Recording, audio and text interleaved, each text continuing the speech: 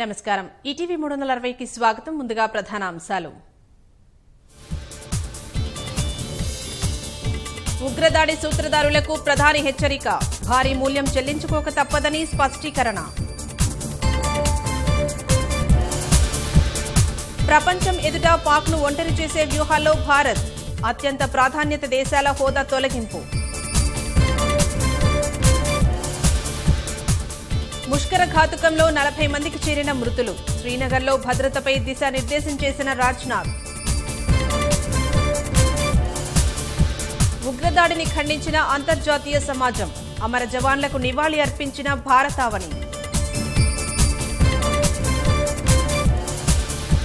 Schedule ప్రకారమే Vande Bharat express పరుగులు. ముష్కర చర్యకు భారత్ తలవంచబోదని కేంద్రం సందేశం. రాష్ట్ర మంత్రివర్గ విస్తరణకు ముహూర్తం ఖరారు. ఈ నెల 19న కొత్త మంత్రుల ప్రమాణ స్వీకారం. చుక్క చుక్క నీటిని ఒడిసిపట్టి చెరువులు నింపాలి. ప్రణాళికలు రూపొందించి వారంలో పంపాలని సీఎం